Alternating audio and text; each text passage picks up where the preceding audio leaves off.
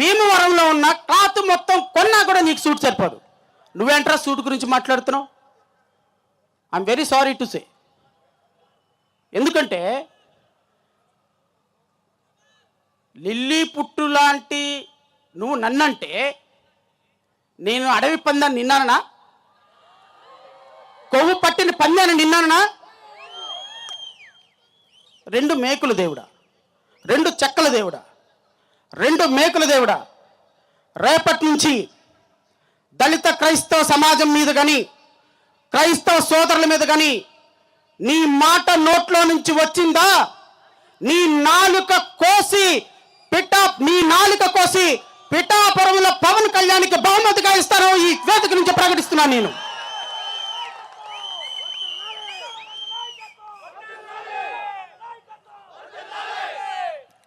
రఘురామకృష్ణరాజు, నీ దగ్గర 3,000 కోట్ల రూపాయలు బ్యాంకుల నుంచి దోచుకున్న డబ్బులునేమో, మా దగ్గర డాక్టర్ బిఆర్ అంబేద్కర్ దగ్గర నుంచి తెచ్చుకున్న ఆత్మాభిమానం అన్ని కంటే 1,000 కోట్ల రూపాయలు ఉంది. గుర్తుపెట్టుకో. నీ దగ్గర అమ్మా బాబుల దగ్గర నుంచి తీసుకొచ్చుకున్న తోకలు ఉన్నాయేమో పేర్లు, మా దగ్గర తోకలు కాదు, టన్నుల ఆత్మ.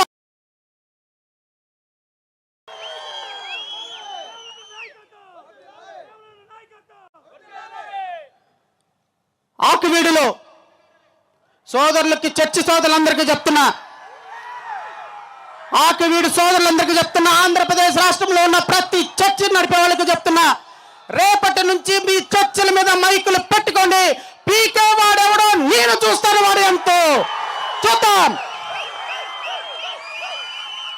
ఏ చర్చిని కూలగొడతావో కూలగొట్టిన చోటే నీ సమాధి కట్టే విధంగా నీ మీద రేపటి నుంచి పోరాటం మొదలు పెడుతున్నాం.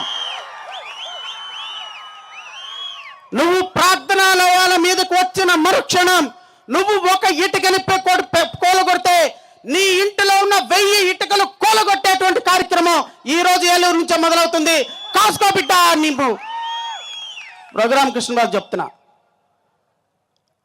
ఈ సభ ఎవరి కోసం పెట్టారో వాళ్ళు చూడరు కానీ మొదటి నుంచి చివరి వరకు తిప్పి మళ్ళీ చూస్తావు రఘురామకృష్ణరాజు. నాకు తెలుసు నువ్వు ఈ వీడియో నీకే చెప్తున్నా, తిప్పి చూస్తాడు. నాకు తెలుసు ఆ సంగతి. 4 పెగ్గులు కాదు 40 పెగ్గులు వేసుకున్నా నీకు మత్తెక్కదు. నాకు తెలుసు ఈ రోజు నుంచి. రఘురామకృష్ణరాజుకు చెప్తున్నా, దళిత క్రైస్తవుల మీద యుద్ధం నువ్వు మొదలు పెట్టావు, ముగింపు నేనిస్తా నీకు. రఘురామకృష్ణరాజు చూసుకో. ఈ రోజు నుంచి ఆర్టికల్ 25 ప్రకారం ఏ వ్యక్తికైనా సరే మత స్వేచ్ఛ ఉంది. నువ్వు హిందువా, చర్చికి వెళ్తావా వెళ్ళు. నువ్వు క్రైస్తవుడువా, రాముడి దగ్గరికి వెళ్తావా వెళ్ళు. నువ్వు ముస్లింవా, క్రైస్తవుడిగా మారుతావా మారు. వెంకటేశ్వర స్వామి, నువ్వెవరివి? Who are you? నువ్వెవరివి? నా హక్కుల్ని హరించడానికి నీకేం హక్కు ఉంది? దళితుల్ని ఆకివీడులో ఎవరూ లేరు కదా అని చొక్కా ప్యాంట్ వేసుకున్నటువంటి కుర్రవాడిని కూడా జైల్లో పెట్టించావు నువ్వు రఘురామకృష్ణరాజు.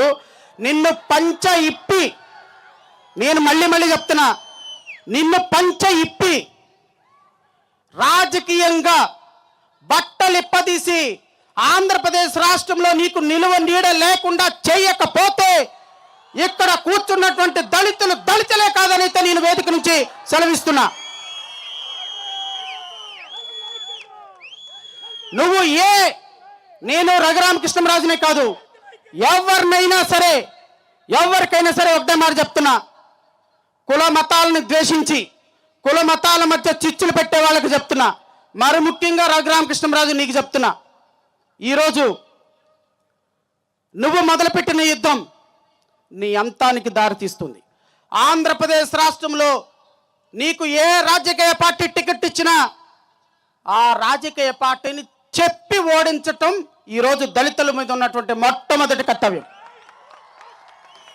నువ్వు ఏ నియోజకవర్గంలో కర్మగాలి, ఆ పార్టీ కర్మగాలి, నీకు ఏదైనా టికెట్ ఇస్తే ఇక్కడ కూర్చున్న ప్రతి ఒక్కళ్ళు నీ కాన్స్టిట్యున్సీకి వచ్చి నిన్ను ఓడించేటువంటి బాధ్యత పర్సనల్గా తీసుకుంటాం మేము.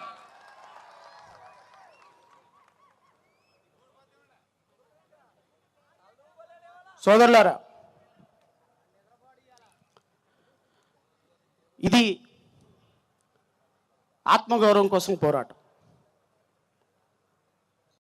మీకు ఒక మాట చాలా బాగా గుర్తుంటుంది. ఆత్మగౌరవం కోసం చేసే పోరాటంలో మనది తొలి దశ పోరాటం. ఈ తొలి దశ పోరాటంలో ఓటమి గెలుపు ఉండదు, ప్రారంభం మాత్రమే ఉంటుంది. మంచో చెడ్డో నాకైతే తెలియదు, కానీ నాకు అత్యంత ఇష్టమైనటువంటి మాట మన తమిళనాడు విజయ్ నోట్ నుంచి ఎప్పుడు మొన్న వచ్చింది. I felt very happy. A line is always a line. A line is always a line. There are so many jackals and animals in the forest, but there will be only one line. Only one line. But the line will not be afraid of anything. అడవి మొత్తానికి ఒకటే పులి ఉంటుంది. దళిత జాతి మొత్తంలో పులులు ఉన్నాయి. గుర్తుపెట్టుకో, రాబోయే కాలంలో ఈ రాష్ట్రంలో రాజ్యాధికారాన్ని ఛేదించేటువంటి ఒక అద్భుతమైన ప్రణాళిక ఖచ్చితంగా జరుగుతీరుతుంది. ఈరోజు నేను ఈ వేదిక నుంచి ఒక 33 డిమాండ్లు రాష్ట్ర ప్రభుత్వానికి సమర్పించబోతున్నా. ప్రతి క్రైస్తవత్వం, ప్రతి ఒక్క క్రైస్తవ సమాజం, ప్రతి ఒక్క దళిత సమాజం, ప్రతి బహుజన సమాజం, ప్రతి ఆదివాసీ సమాజం ఈ డిమాండ్లని ఖచ్చితంగా ప్రభుత్వం ఒప్పుకొని తీరాలి. ఆఫ్కోర్స్ ఈరోజు వర్షం కారణంగానో లేకపోతే ఇంకా మరీ ఇతర కారణాల ద్వారానో మన సభ అనుకున్న రీతిలో సక్సెస్ కాలేదని కొంతమంది అనుకోవచ్చు. నేనైతే చెప్తున్నా, ఇక్కడికి వచ్చిన ప్రతి ఒక్కళ్ళు ఈ సభ రాష్ట్ర చరిత్రలో ఒక సువర్ణ అధ్యాయంగా మిగిలే విధంగా మీరు ఇక్కడ కొట్టినటువంటి ప్రతి చప్పట్లు రాష్ట్రం గుండెల్లో నిప్పు కణికలై మెదురుతాయని అయితే మాత్రం నేను చెప్పదలుచుకున్నా. 2029 మన ముందున్నటువంటి అసలైన సవాలు. చాలామంది దైవ సేవకులు దేవుని నామం పేరిట ఎవరు కొట్టేద్దామయ్యా, వేసై జగన్కి ఓట్లు మొత్తం, పాస్టర్లు అందరూ ప్రార్థనలు. ఎవరు వచ్చారు ఇప్పుడు మీకు? జగన్మోహన్ రెడ్డి వచ్చి మిమ్మల్ని కాపాడా? వేసై తెలుగుదేశం పార్టీకి ఓట్లు. అటు తెలుగుదేశం పార్టీకి గుద్దేశం, ఇటు వైసీపీకి గుద్దేశం. ఇప్పుడు ఎవరైనా చర్చి పడగొడుతుంటే ఎక్కడికి వెళ్తున్నావు? ఎమ్మెల్యే గారి దగ్గరికి వెళ్తే నన్నేం చేయమంటారయ్యా? ఎవరికి ఓటేసి ఎవరి కింద బానిసలాగే మిగులుతాం?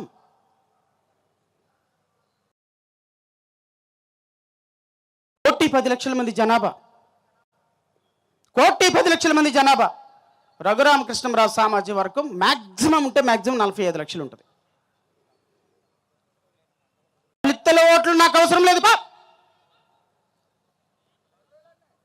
క్రైస్తవుల ఓట్లు నాకు అవసరం లేదు పా అని ఒక వ్యక్తి అన్నాడు అంటే నీవు బతికున్న శవంతో సమానం అని అయితే నేను ఈ వేదిక నుంచి చెప్పదలుచుకున్నా.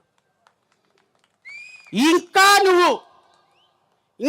నువ్వు మేల్కొనకపోతే, ఇంకా నువ్వు దేవుని నామం పేరిట ఒక పార్టీకి ఓట్లే ఇస్తే, ఇంకా నువ్వు నీ అస్తిత్వాన్ని, నీ జీవాన్ని, నీ సజీవాన్ని ప్రశ్నిస్తూ బతికున్న శవంగా నేను వర్ణిస్తున్నటువంటి ఒక వ్యక్తి కోసమో ఒక పార్టీ కోసమో నువ్వు ఇంకా నిలబడితే నేను మన భావితరాలు తిరిగి తీసుకురాలేని నష్టాన్ని కొని తెచ్చుకున్నట్టే అని మీరందరూ భావించాలి. 2029 నేను మీకు మాటిస్తున్నా, ప్రతి క్రైస్తవుడికి మాటిస్తున్నా, ఈ రోజు నుంచి మాటిస్తున్నా, ప్రతి ఆదివాసీకి మాటిస్తున్నా, ప్రతి దళిత బహుజన కులాలకి మాటిస్తున్నా. ఈ రోజు నుంచి ఆంధ్రప్రదేశ్ రాష్ట్రంలో దళిత కుటుంబానికి కావచ్చు, దళితులకు కావచ్చు, క్రైస్తవులకు కావచ్చు, ఆదివాసీలకు కావచ్చు, కష్టం అంటే ఫస్ట్ వచ్చేటువంటి అన్నా కష్టం అంటే జడా శ్రావణ్ కుమార్ మీ కష్టాన్ని తీసుకోవడానికి ముందుకు వచ్చాడు. మీ కష్టం కోసం, మీ కన్నీళ్ళ కోసం మీరు కష్టంలో ఉంటే ప్రాణాలకి తెగించైనా మీ ముందు నుంచొని మీ కష్టాన్ని నా కష్టంగా భావిస్తాను అని మీ అందరికీ కూడా మాటిస్తున్నా. 2029 సంవత్సరంలో నాకు కోట్ల మంది వద్దండి, ఒక్క 10 లక్షల మంది జడా శ్రవణ్ కుమార్ని నమ్మండి చాలు. అన్నా 10 లక్షల మంది నీవు అనుకున్నావన్న ఒక్క మాట అనండి చాలు. 1,10,00,000 మంది ఉన్నాం. 10 లక్షల మంది నా వైపు ఉంటే రాజకీయం ఎలా ఉంటుందో మీకు చూపిస్తా 2029లో. 6% ఉన్న పవన్ కళ్యాణ్ పిఠాపురం తాలూకా అయితే 10% ఉన్నటువంటి శ్రవణ్ కుమార్ తాలూకాని మీరు ఎప్పుడు చెప్పుకుంటారండి? ఈ రాష్ట్రంలో ఎప్పుడు చెప్పుకుంటారు? ఎప్పుడు చెప్పుకుంటారు? రాష్ట్రంలో 1,10,00,000